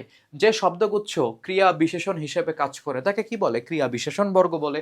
ভেরি সিম্পল, কি বলে, ক্রিয়া বিশেষণ বর্গ বলে। তারপর উদ্দেশ্য ও বিধেয়কে প্রসারিত করা হয় যেসব শব্দ বা বর্গ দিয়ে, এগুলাকে বলা হয় প্রসারক। কি বলা হয়, প্রসারক বলা হয়। তারপর যে পরিশ্রম করে সেই সুখ লাভ করে, এটি কোন ধরনের বাক্য, দেখো যে সে, ঠিক আছে, যে সে সাপেক্ষ সর্বনাম আছে, যে সে সাপেক্ষ সর্বনাম আছে, সাপেক্ষ সর্বনাম থাকলেই বুঝবা এটা জটিল বাক্য। আর যদি যোজক থাকে, দেখো 2টা বাক্য, যেমন রহিম ভাত খাচ্ছে এবং, ঠিক আছে, এবং করিম গান গাচ্ছে, এই যে এবং যদি থাকে, যোজক থাকে তাহলে বুঝবা সেটা হচ্ছে যৌগিক বাক্য। আর জটিল বাক্য কি? জটিল বাক্যকে এরকম দেখো যত তত যে সেই টাইপের সাপেক্ষ যোজক বা সাপেক্ষ সর্বনাম থাকবে। তার মানে এটা কোন ধরনের বাক্য? এটা হচ্ছে তোমার জটিল বাক্য। বি হচ্ছে আমাদের রাইট আনসার। তারপর কি প্রয়োগের মাধ্যমে ভাষা প্রাণবন্ত ও বাক্য অধিক ব্যঞ্জনা সৃষ্টি করতে পারে? বাগধারার, তোমরা তো খালি বাগধারা রিডিং পড়ো না, আমি তোমাদেরকে বলছি যে খালি বাগধারা পড়ে যাও। বাগধারার একদম শুরুতে দেখবা কয়েকটা লাইন লেখা আছে, ঠিক আছে, সমার্থক শব্দ বা এগুলা শুরুতে দেখবা কয়টা লাইন লেখা আছে, ওই মেইন পার্টে যাওয়ার আগে সেগুলো একটু দেখতে হবে। সেখান থেকেই কিন্তু এই প্রশ্নটা আসছে, হলিক্রস প্রশ্ন করছে যে কি প্রয়োগের মাধ্যমে ভাষা প্রাণবন্ত বাক্য অধিক ব্যঞ্জনা সৃষ্টি করে? সেটা হচ্ছে বাগধারা। বি হচ্ছে আমাদের কি রাইট আনসার। নিচের কোনটিতে অবস্থাবাচক বিশেষণের ব্যবহার হয়েছে? অবস্থাবাচক বিশেষণ যেমন দেখো ফার্স্টেই আছে চলন্ত গাড়ি, ঠিক আছে, কিরকম গাড়িটা কি অবস্থায় আছে? চলন্ত অবস্থায় আছে, তাই এটা হচ্ছে তোমার কি অবস্থাবাচক বিশেষণ বোঝায় এটা দিয়ে। কোনটিতে উপমেয় পদের সাথে উপমান পদের অভেদ কল্পনা করা হয়েছে? এই কোশ্চেনটায় একটা কনফিউশন আছে, ঠিক আছে। দেখো কোনটাতে অভেদ কল্পনা করা হয়েছে? অভেদ কল্পনা করা হয় হচ্ছে তোমার মানে যেটা হচ্ছে রূপক কর্মধারয় সমাস, রূপক কর্মধারয় সমাসে। কিন্তু এই জায়গাতে এক্সাম্পল যেগুলো আছে সেগুলোর সাথে তোমরা পরিচিত না। ওকে, এই টাইপের প্রশ্ন আসলে বোর্ডে আসবে না। এটা একটা ভালো এক্সাম্পল হতে পারে যে এরকম প্রশ্ন আসলে বোর্ডে দেয় না, এত চিন্তা করতে হয়, এত কঠিন, বা বইয়ের ভিতরে যে এক্সাম্পলগুলো নাই সেটা। অবগুণ্ঠন শব্দের অব উপসর্গ যুক্ত থাকায় কোন অর্থ দোতনা প্রকাশ পেয়েছে? আমি তোমাদেরকে বলছি অবগুণ্ঠন মানে একটা ঘোমটার মতো। ঘোমটা দেওয়া মানে কি? ঘোমটা দেওয়া মানে হচ্ছে ঢেকে রাখছে, ঠিক আছে। অবগুণ্ঠন কি এই জায়গাতে তোমার ঢেকে রাখছে। তো ঢেকে রাখা মানে কি? তুমি পুরাপুরি জিনিসটাকে দেখতে পারবে না, তোমাকে অল্প দেখতে হবে। তাই সি হচ্ছে এই জায়গাতে দোতনা, মানে সি যে হচ্ছে অল্প, এই দোতনাটা হচ্ছে এখানে প্রকাশ করে। জিভের উচ্চতা বিবেচনায় উচ্চ মধ্য স্বরধ্বনি কোনটি? এই যে দেখো এই জায়গাতে আমাদেরকে এই লাইনটা আবার লিখতে হবে, ঠিক আছে। ই, তারপর হচ্ছে তোমার এ, তারপর হচ্ছে তোমার এ, তারপর এই জায়গাতে আ আছে, তারপর এই জায়গাতে অ, এই জায়গাতে ও, এটা হচ্ছে উ। তো আমাদেরকে কি বলছে? জিভের উচ্চতা বিবেচনায় উচ্চ মধ্য স্বরধ্বনি কোনটা? আমরা জানি এই দুইটা হচ্ছে তোমার উচ্চ, আর এই দুইটা হচ্ছে তোমার উচ্চ মধ্য, যতটুকু লাগে অতটুকু লিখলাম। এরপরে নিম্ন মধ্য, এরপর নিম্ন আছে, ওগুলো লাগবে না। তো উচ্চ মধ্য কোনটা? এ আর ও। সিম্পল। মুখস্থ করার কিছু আছে না, মাথায় প্রেশার দেওয়ার কিছু আছে না, আমরা দেখতে পারি এই জায়গা থেকে। দেখো এ আর ও হয়ে গেল আমাদের, এই জায়গা থেকে আমরা এটাকে বুঝে নিলাম। তারপর দেখো আমাদের এখানে কি আছে যে যাহা কাঁচা তাহাই মিঠা, যাহা কাঁচা তাহাই মিঠা, এটা কিসের উদাহরণ? কর্মধারয় সমাসের উদাহরণ, কাঁচা মিঠা। ওকে, তারপর খেয়াল করো যে কোনটি উপসর্গের বৈশিষ্ট্য নয়? কি কোনটি উপসর্গের বৈশিষ্ট্য নয়? দেখো অর্থ দোতনা তৈরি করে, হ্যাঁ এটা উপসর্গের বৈশিষ্ট্য, ঠিক আছে। নতুন অর্থবোধক শব্দ তৈরি করে, এটা উপসর্গের বৈশিষ্ট্য। নিজস্ব কোনো অর্থ নেই, ঠিক আছে, এটা উপসর্গের বৈশিষ্ট্য। কিন্তু ধাতুর বিভক্তির সমন্বয় ঘটায়, এটা উপসর্গের কোথাও লেখা নাই। তার মানে আমাদের রাইট অ্যান্সার হচ্ছে এইটা, ঠিক আছে, সি হচ্ছে আমাদের রাইট অ্যান্সার। তারপর দেখো এখন পড়তে বসো বাক্যে কোন প্রকার ক্রিয়া ব্যবহৃত হচ্ছে? পড়তে বসো, ঠিক আছে। তো বসোটা অ্যাড করে আমরা এটাকে কি তৈরি করলাম? এটাকে তোমার আমরা তৈরি করলাম কি? তোমরা বলো দেখি, এখানে কোন ক্রিয়া তৈরি হয়েছে? সমাপিকা ক্রিয়া তৈরি হয়েছে, দ্বিকর্মক ক্রিয়া তৈরি হয়েছে, মিশ্র ক্রিয়া তৈরি হয়েছে, যৌগিক ক্রিয়া তৈরি হয়েছে। এটা তোমাদের জন্য একটা কোশ্চেন। দেখো তারপর জিভের সম্মুখ পশ্চাৎ, মানে এটা রেখে গেলাম, দেখে তোমরা পারো কিনা, সব বলে দিলে হবে। জিভের সম্মুখ পশ্চাৎ অবস্থান অনুযায়ী স্বরধ্বনি কত প্রকার? সম্মুখ পশ্চাৎ অবস্থান অনুযায়ী 3 প্রকার, সম্মুখ মধ্য পশ্চাৎ। তো কয়টা এই জায়গাতে আছে? 3 প্রকার। এই হচ্ছে আমাদের রাইট অ্যান্সার। তারপর কোনগুলো অঘোষ ব্যঞ্জন? অঘোষ ব্যঞ্জন মানে কি? ভাইব্রেশন কম হয়। তো এখানে ধরো হচ্ছে অঘোষ ব্যঞ্জনের মধ্যে এই যে তোমার যদি আমি বলি, তো অঘোষ মানে ভাইব্রেশন কম হয়, ছ আর হ, ছ হ, ছ হ, মানে ভাইব্রেশন হয় না। তুমি গলার উপরে হাত রাখলেই বুঝবা। কোনটি সাধিত শব্দ? দেখো কলম, মাছ, লতা, মৌলিক শব্দ এগুলা। পরিচালক, এই যে দেখো পরি উপসর্গ যুক্ত হয়েছে কার সাথে? চালকের সাথে, এর ফলে হচ্ছে এই শব্দটা তৈরি হয়েছে। তাই রাইট অ্যান্সার হচ্ছে আমাদের ডি। রাইট অ্যান্সার হচ্ছে আমাদের কি? ডি। হা উপসর্গটি কোন অর্থে ব্যবহৃত হয়? উপসর্গ পড়লেই পারবা। হা ভাত, ভাতের অভাব, হা ভাত, মানে হা উপসর্গটা অভাব বোঝায়। কি বোঝায়? অভাব বোঝায়, না পড়লে জানবা না। ওকে, তো কানাকানি কোন সমাস? আমি বলছিলাম কানাকানি, মারামারি, চুলাচুলি, লাঠালাঠি এগুলো হচ্ছে ব্যতিহার বহুব্রীহি সমাসের উদাহরণ। কিসের উদাহরণ? ব্যতিহার বহুব্রীহি সমাসের উদাহরণ। ৯-৬ বাগধারাটার অর্থ কি? ৯-৬ বাগধারাটার অর্থ হচ্ছে অপচয় বা অপব্যবহার, ঠিক আছে। বলে না যে ৯-৬ করো না, মানে উল্টা পাল্টা ইউজ করো না জিনিসটার, সতর্কতার সাথে ব্যবহার করবা, সেটা বোঝায়। তারপর হায় হায় কোন ধরনের আবেগ? আবেগ শব্দ থেকে প্রশ্ন আসবে, প্রতিটা পরিচ্ছেদ থেকে প্রশ্ন আসবে। রিডিং পড়লেই দেখবা যে হায় হায় কোন ধরনের আবেগ? করুণা আবেগ। হায় হায় ছেলেটার এখন কি হবে, কি প্রকাশ পেল, তোমার মনের ভিতরকার করুণা প্রকাশ পেল, তাই সি হচ্ছে আমাদের রাইট অ্যান্সার। তারপরে এই জায়গাতে নিচের কোনটি সমষ্টি বিশেষ্য? সমষ্টি বিশেষ্যর মধ্যে দেখো এই জায়গাতে মানুষ, জানুয়ারি, আকাশ এগুলো সমষ্টি বিশেষ্য না, পরিবার যেটাকে আমরা ইংরেজিতে বলি কালেকটিভ নাউন, পরিবার, সমিতি, ঠিক আছে, এগুলো হচ্ছে কি তোমার সমষ্টি বিশেষ্য। তারপরে নিচের কোনটি অন্যবাচক সর্বনাম? অন্যবাচক অন্য কাউকে বোঝাচ্ছে কি দিয়ে? দেখো সবার, উনি, অমুক, নিজে, এই যে অমুক, অমুক মানে কি অন্যবাচক, অন্য কাউকে বোঝাচ্ছি, নিজে বাদে অন্য কাউকে হচ্ছে বোঝানো হচ্ছে, তাই এটা হচ্ছে তোমার অন্যবাচক সর্বনামের এক্সাম্পল হিসেবে আমরা চিনব। ওকে চলো আমরা হচ্ছে পরে দেখি, আমাদের রিভিশন প্রায় শেষের দিকে, আমাদের আর বেশি কিছু হচ্ছে রিভিশনের জন্য নাই। তো দেখো তৃতীয় কোন জাতীয় বিশেষণ? আমরা জানি 1 2 3 এগুলা হচ্ছে তোমার ক্রমবাচক, আর প্রথম, দ্বিতীয়, তৃতীয় যদি বলা হয় তাহলে সেটা হয় পূরণবাচক বিশেষণ, ঠিক আছে। তারপর তো কোনটি অসমাপিকা ক্রিয়ার ধরন? কোশ্চেনটা বুঝছো তো তোমরা? বাইরে আরে কুকুর চিল্লাচিল্লি করতেছে, ঠিক আছে। পূরণবাচক ক্রিয়া বিশেষণ, তো কোনটি অসমাপিকা ক্রিয়ার ধরন? ভূত, ভাবী, শর্ত, ঠিক আছে, তিনটাই হচ্ছে কি অসমাপিকা ক্রিয়ার ধরন, ঠিক আছে। এবং এই তিনটা অসমাপিকা ক্রিয়া আমরা কিভাবে চিনবো সেটা কিন্তু উদাহরণ দিয়ে তোমাদেরকে বলছিলাম, ঠিক আছে, যাতে তোমাদের সহজে মনে থাকে, ক্লাস করলে পারবা, নাহলে পারবা না। সবগুলোই হচ্ছে আমাদের রাইট অ্যান্সার। তারপরে বাক্যের বিধেয় অংশে ক্রিয়া থাকা না থাকা বিবেচনায় বাক্যকে কয় ভাগে ভাগ করা যায়? 2 ভাগে। একটা হচ্ছে সক্রিয় বাক্য আর একটা হচ্ছে তোমার অক্রিয় বাক্য। রাইট অ্যান্সার হচ্ছে আমাদের এ। নাম বিশেষ্যের উদাহরণ কোনটা? নাম বোঝায় লবণ, লবণ হচ্ছে এটা তোমার বস্তু বিশেষ্য বলা যায়। পদ্মা, পদ্মা হচ্ছে নদীর নাম বলা যায়। জনতা, সমষ্টি, ঠিক আছে। ঠন, এটা বোঝা দরকার নেই। তো হচ্ছে কি নাম বিশেষ্যের উদাহরণ কোনটা? নাম বিশেষ্যের উদাহরণ হচ্ছে তোমার পদ্মা। নদী বললে সেটা জাতি বিশেষ্য হয়ে যেত। তৃতীয় প্রজন্ম বাক্যের তৃতীয় কোন শ্রেণীর বিশেষণ? এটা হচ্ছে পূরণবাচক বিশেষণ। কি বাচক? তোমার পূরণবাচক হচ্ছে তোমার বিশেষণ। চামড়া উঠে যাচ্ছে। মরি তো মরবো, এই যে কি, যে, বা, না, তো, ঠিক আছে। ধরো কি, তারপর হচ্ছে তোমার যে, তারপর হচ্ছে তোমার বা, তারপর হচ্ছে না, তারপর হচ্ছে তোমার তো, এগুলা কি? এগুলা হচ্ছে তোমার পদানুক্রিয়া বিশেষণ হিসেবে আমরা চিনি। সি হচ্ছে আমাদের রাইট আনসার। ওকে, তারপরে কোন যোজক একে অন্যের পরিপূরক হিসেবে বাক্যে ব্যবহৃত হয়? আমরা জানি সাপেক্ষ যোজক হচ্ছে একে অপরের পরিপূরক হিসেবে বাক্যে ব্যবহৃত হয়। দূর, এ কথা কি বলতে আছে? দূর, আমি তোমাদেরকে বলেছিলাম এটা বাক্যে লিখলেও মিনিং যা থাকে, না লিখলেও তা থাকে। যেমন তোমাকে যদি বলা হয় এ কথা কি বলতে আছে, তুমি কি বুঝবা যে এরকম কথা বলা উচিত না। আর যদি তোমাকে বলা হয় দূর, এ কথা কি বলতে আছে, মিনিং কি পরিবর্তন হলো না, কিন্তু শুনতে ভাল লাগে কোনটা? দূর, এ কথা কি বলতে আছে। গল্প টল্পতে এরকম টাইপের লাইন দেখলে ইন্টারেস্টিং লাগে, ঠিক আছে, লেখকরা সুন্দর করে প্রেজেন্ট করে জিনিসটাকে। তো এই দূরটা হচ্ছে অলংকার আবেগ, ঠিক আছে। অলংকার আবেগ মানে মহিলাদের অলংকারের মতো, অর্নামেন্টস এর মতো। পড়লেও ভালো, না পড়লেও ভালো, কোনো সমস্যা নাই। পড়লে সুন্দর লাগে, না পড়লেও যে একদম অন্যরকম লাগে তা না। তুমি তোমার আম্মু ধরো সেজে গুজে কোথাও যাচ্ছে গয়না পরে, তোমার আম্মুই থাকবে, তুমি তোমার আম্মুকে চিনবা, অলংকার না পড়লেও চিনবা। ব্যাপারটা হচ্ছে এই রকম। বর্ষ শব্দটি বর্ষাকাল না বুঝিয়ে বছর বোঝালে কি হয়? দেখো বর্ষাকাল বলতে হইতেছে একটা পার্টিকুলার মাসকে বোঝায়, কিন্তু যখন আমি এটাকে বর্ষ বলতে আসলে বছর বোঝাচ্ছি তখন কিন্তু মিনিংটা বড় হয়ে যায়, তাই না? তো আমরা বলতে পারি যে এখানে অর্থের প্রসার হয়েছে, অর্থ প্রসার, অর্থ প্রসার। প্রসার মানে হচ্ছে কোনো কিছুকে বড় করা।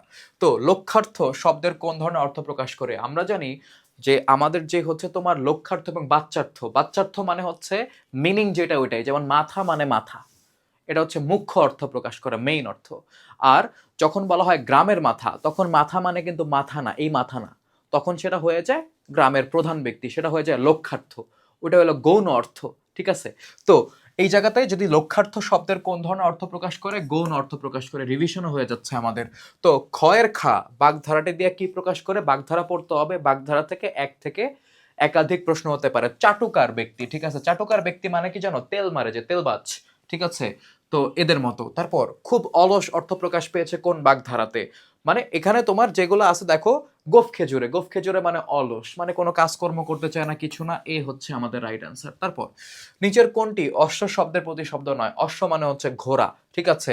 তো এই জায়গাতে তুরগ মানে হচ্ছে ঘোড়া, ঠিক আছে, হয় মানে ঘোড়া, ঘটক মানে হচ্ছে ঘোড়া, পারাবত মানে হচ্ছে কবুতর, ঠিক আছে। পারাবত মানে হচ্ছে কি অন্য কিছু, ঘোড়া বোঝাচ্ছে না, তার মানে সি হচ্ছে আমাদের রাইট অ্যান্সার। বাতাস শব্দের প্রতিশব্দ নিচের কোনটা? অনিল প্রথমে আছে, অনিল, সমীর, এগুলা হচ্ছে কি বাতাস শব্দের প্রতিশব্দ। এই যে সমার্থক শব্দ, এগুলা কিন্তু সারা জীবন কাজে লাগবে, জানো, চাকরির পরীক্ষা পর্যন্ত, খুবই গুরুত্বপূর্ণ।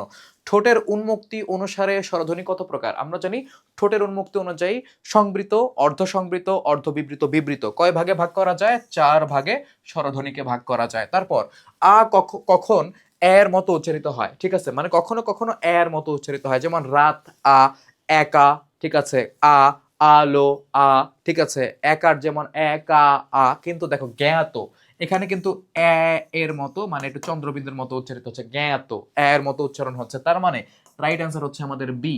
তারপর হাভাত শব্দে হা উপসর্গটা কোন অর্থে ব্যবহৃত হয়েছে? আমরা জানি অভাব অর্থে ব্যবহৃত হয়েছে, সি আমাদের রাইট অ্যান্সার। তারপর নিচের কোনটি দ্বিগু কর্মধারয় সমাসের উদাহরণ? আমরা জানি দ্বিগু কর্মধারয় সমাসে কি হবে? সংখ্যাবাচক শব্দ হচ্ছে প্রথমে বসে, যেরকম আমরা দেখছি হচ্ছে কি চার রাস্তার সমাহার, চৌরাস্তা, দ্বিগু কর্মধারয় সমাস। দ্বিগু সমাসকে আগে আমরা আলাদা করে পড়তাম, এখন কর্মধারয় সমাসের ভিতরে এটাকে ফেলা হয়।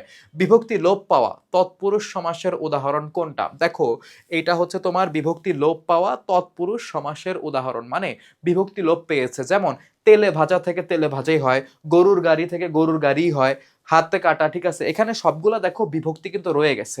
এখানে এ বিভক্তি, হাতের সাথে হাত যোগ এ, ঠিক আছে, গরু যোগ র, তেল যোগ এ, এই বিভক্তিগুলা কিন্তু রয়ে গেছে। কিন্তু দেখো ছেলেকে ভুলানো, এই যে এটার ব্যাস বাক্য ছিল কি জানো? এটার ব্যাস বাক্য ছিল হচ্ছে ছেলেকে ভুলানো, মানে এই জায়গাতে কে বিভক্তি যুক্ত ছিল, এই কে বিভক্তিটাকে এই জায়গায় দেখতে পাচ্ছ? পাচ্ছি না, কি হয়েছে? ভ্যানিশ হয়ে গেছে, তার মানে বিভক্তি লোপ পেয়েছে। প্রশ্ন পড়ো, বিভক্তি লোপ পাওয়া তৎপুরুষ সমাসের উদাহরণ কোনটা? তার মানে আমাদের রাইট অ্যান্সার কি হবে? এ হচ্ছে বিভক্তি লোপ পাওয়া তৎপুরুষ সমাসের উদাহরণ। কার্তুজ ফরাসি ভাষার শব্দ, ফ্রেঞ্চ, ঠিক আছে, FRENCH, ফ্রেঞ্চ ফরাসি ভাষার শব্দ, তার মানে এই জায়গাতে ফার্সি না, ভুল করো না, ভুল দাগাবা না, ফার্সি না, এটা হচ্ছে ফরাসি ভাষার শব্দ।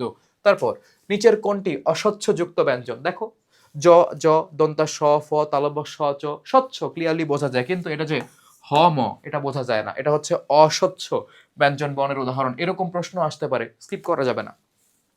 আ উচ্চারণের সময় ঠোঁটের উন্মুক্তি কেমন হয়? আ, বিবৃত, আ খুলে যায়, ঠিক আছে, তার মানে এটা কি হয়? বিবৃত পুরাপুরি। যেমন তোমাদের এখন বলতে পারি যে ভাই তাহলে এটা কি হলো?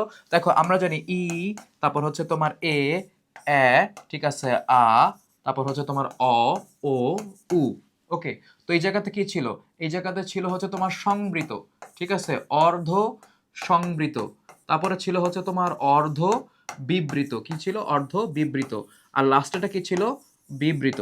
দেখো কোনটা আসে কি? বিবৃত কোনটা? এই যে আ, দেখো আ, প্রশ্ন কি যে আ উচ্চারণের সময় ঠোঁটের উন্মুক্তি কেমন হয়? বিবৃত হয়। রাইট অ্যান্সার কি আমাদের? বিবৃত। এই ছক থেকেই সব হয়ে যায়। কোত্থেকে সব হয়ে যায়? এই ছক থেকেই সব হয়ে যাবে, আলহামদুলিল্লাহ। ঠিক আছে, তো কোন বর্ণটির নিজস্ব কোনো ধ্বনি নেই? আমরা জানি ইয়র কোনো নিজস্ব ধ্বনি নেই, শুরুর দিকের পরিচ্ছেদগুলা পড়লে পাবা। তারপর গৌণ অর্থ প্রকাশ করেছে কোন উপসর্গযুক্ত শব্দটি? দেখো খেয়াল করে, নিমরাজি, নিমরাজি মানে হচ্ছে পুরাপুরি রাজি না, হাভাত ভাতের অভাব, গড় হাজির মানে যেটা হাজির না, মানে হাজির হাজির না, মানে গরহাজির মানে অ্যাবসেন্ট, ওকে। কদবেল মানে গৌণ, মানে বেলটা একটু পেকে গেলে, একটু পচা ধরলে, ঠিক আছে, মানে একটু স্বাদ বদলে গেলে সেটাকে কদবেল বলে, তাইলে এটা গৌণ অর্থে ব্যবহৃত হয়েছে। গৌণ মানে কি? মুখ্য মানে মেইন, ঠিক আছে, বা হচ্ছে গৌণ মানে হচ্ছে এই জায়গাতে জিনিসটা একটু ক্ষয়প্রাপ্ত হয়েছে, একটু মান কমে গেছে আর কি। উপমিত কর্মধারয় সমাসের উদাহরণ কোনটা? দেখো এটা আমরা জানি, উপমিত কর্মধারয় সমাস আমরা হচ্ছে তোমার মুখ চন্দ্রের ন্যায়, ঠিক আছে, মুখ চন্দ্রের ন্যায়, এটা হচ্ছে আমরা জানি উপমিত কর্মধারয় সমাস। আর শশব্যস্ত বিষাদছিন্দু হচ্ছে রূপক, হাতঘড়ি হচ্ছে মধ্যপদলোপী, শশব্যস্ত হচ্ছে উপমান কর্মধারয় সমাস। তো পাউরুটি মানে পর্তুগিজ ভাষার শব্দ, যেমন আমি তোমাদেরকে বলছিলাম, ছন্দ শেখাই দিছিলাম, পর্তুগালের কে আছে? রোনালদো। বলছিলাম তোমাদেরকে রোনালদো গির্জায় গিয়ে দেখে পাদ্রি পাউরুটি খাচ্ছে, পাদ্রির হাতের বালতি থেকে চাবি নিয়ে গুদাম খোলে, আলমারির ভিতরে রাখা আনারসে বিধানো আলপিনটি নিল সে। হয়ে গেছে, পর্তুগিজ শব্দ, এটার ভিতরে সব আছে, কি আছে? পর্তুগিজ শব্দ, ঠিক আছে। তারপরে দেখো নিচের কোনটি উপাদান বাচক বিশেষণ? দেখো এই জায়গাতে ভালো, ঠান্ডা, চলন্ত, এই পাথরে মূর্তি, পাথর দিয়ে মূর্তি তৈরি, এটা হচ্ছে উপাদান বোঝায়, তাই।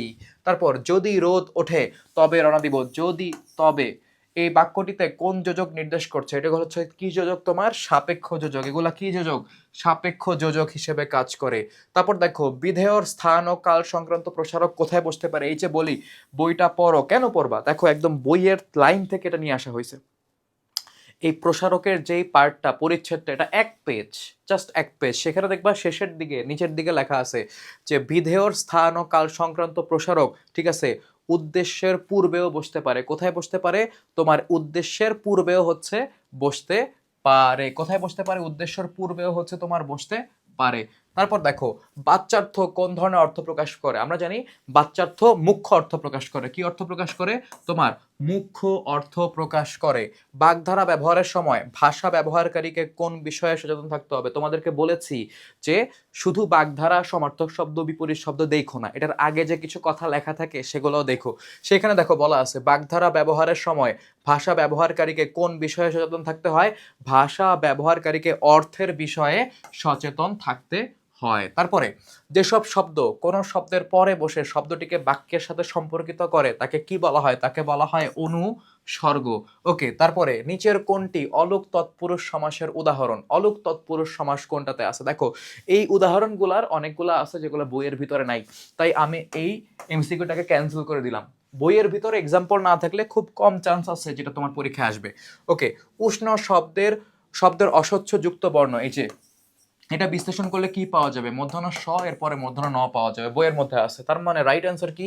রাইট অ্যান্সার হচ্ছে আমাদের বি। আর 6টা এমসিকিউ দেখবো আমরা। নিচের কোনটি পদের অংশ নয়? আমরা জানি পদের সাথে 4 ধরনের লগ্নক যুক্ত হতে পারে। কি যুক্ত হতে পারে? 4 ধরনের লগ্নক যুক্ত হতে পারে।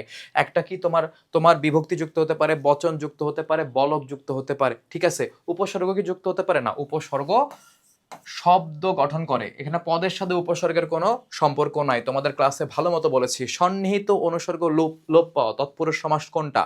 মামাবাড়ি, গ্রাম ছাড়া, রাজপথ, তেলে ভাজা, এখানে কোনটা? গ্রাম হতে ছাড়া বা গ্রাম থেকে ছাড়া, এই যে হতে বা থেকে যেটাই আসে না কেন বইয়ে, এটা একটা অনুসর্গ, সেই অনুসর্গ লোপ পেয়েছে এই জায়গাতে, তাই ডি রাইট অ্যান্সার। তারপর খুব ভালো খবর, এখানে খুব, আমি তোমাদেরকে এই এক্সাম্পল অলরেডি দেখছি আমরা। খুব তাহলে কি হবে? আমাদের ভাববাচক বিশেষণ। কি বিশেষণ? ভাববাচক বিশেষণ। ধাতুর সঙ্গে কি যুক্ত হয়ে ক্রিয়া তৈরি করে? অলওয়েজ ধাতুর সঙ্গে বিভক্তি যুক্ত হয়ে ক্রিয়াপদ তৈরি করে। ধাতুর সঙ্গে ক্রিয়া বিভক্তি যুক্ত হয়ে ক্রিয়াপদ তৈরি করে। তার মঙ্গল হোক, এটা অবশ্যই অনুজ্ঞাবাচক বাক্য। কি বাচক বাক্য? অনুজ্ঞাবাচক বাক্য। এখানে প্রার্থনা করা বোঝাচ্ছে, তাই। তারপর অনুরাগ শব্দের বিপরীত শব্দ কোনটা? আমরা জানি অনুরাগ শব্দের বিপরীত শব্দ হচ্ছে তোমার বিরাগ। শেষ। তো আমাদের প্র্যাকটিস মোটামুটি ডান। তোমরা এগুলার ভিতর থেকে দেখবা ঘুরে ফিরে এই টাইপের প্রশ্নগুলো আসছে, ঠিক আছে। তো স্কুলগুলা তো আর প্রশ্ন তোমার মনে করো যে আমদানি করে না কোনো জায়গা থেকে, লেজিট যেগুলো আসার মতো সেগুলাই দেয়। সো আমি তোমাদেরকে বলবো সময় থাকলে আরো কিছু স্কুলের প্রশ্ন প্র্যাকটিস করে যেও। আর শুধুমাত্র প্র্যাকটিসই করবা, কোশ্চেন মুখস্থ অ্যান্সার মুখস্থ করে গিয়ে অ্যান্সার দিবা, এটা হবে না। বই থেকে প্রশ্ন হবে। বই হচ্ছে তোমার একমাত্র হাতিয়ার। সবার জন্য শুভকামনা কামনা। ভালো থাকো। মুখ শুকায় গেছে, হ্যাঁ।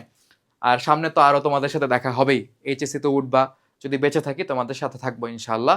আল্লাহ হাফেজ সবাইকে, বেস্ট অফ লাক, আসসালামু আলাইকুম।